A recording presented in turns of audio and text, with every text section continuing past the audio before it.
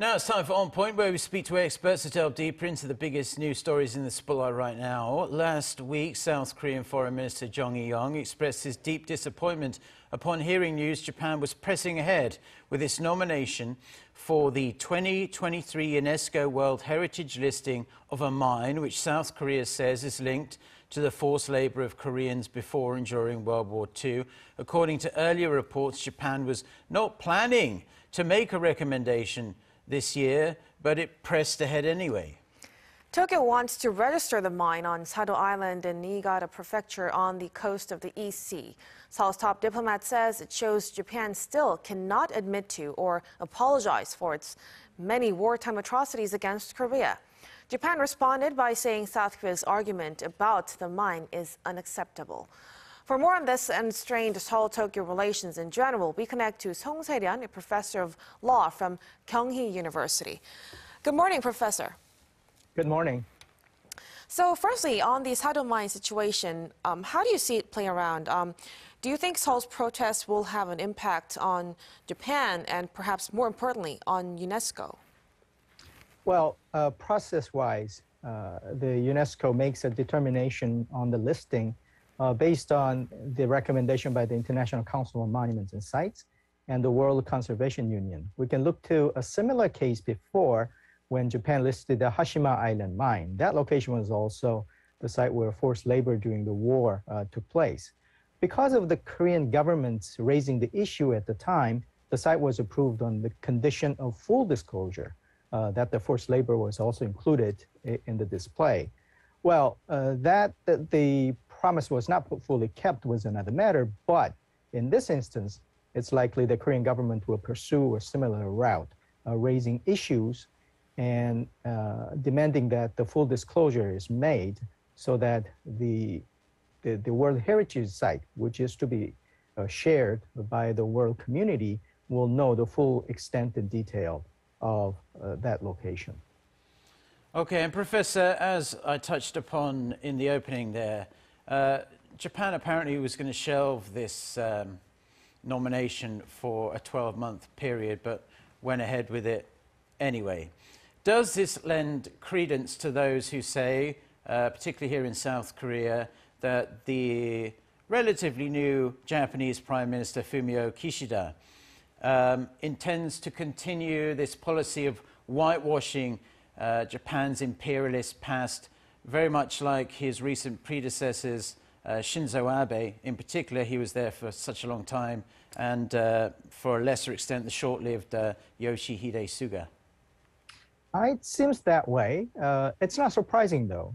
Prime Minister Kishida was elected on the support of Shinzo Abe. I think that was decisive in being elected as a prime minister.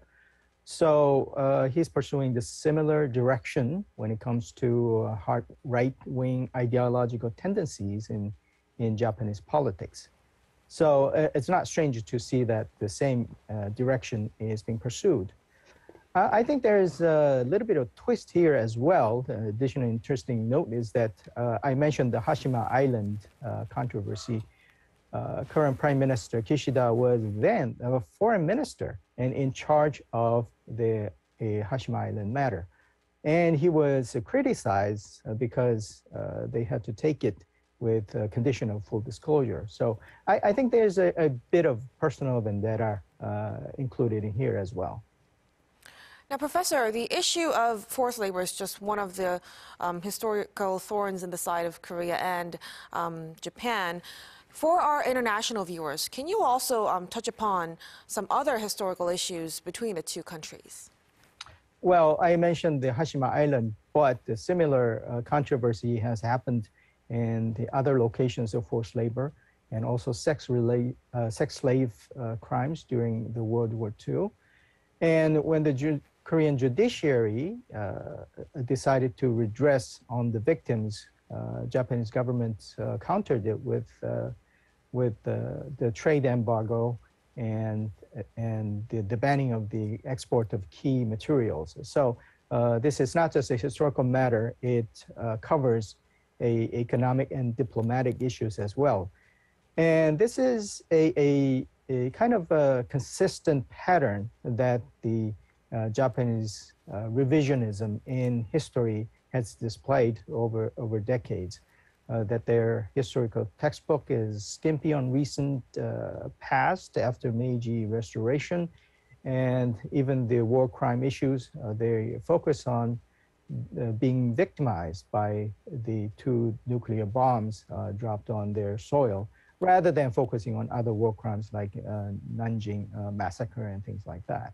So those were the kinds of controversies that has cropped up from time to time, and making it harder for the 2 governments to reconcile and go ahead with cooperation on economy and culture and other matters. So it has been thorny issues for decades.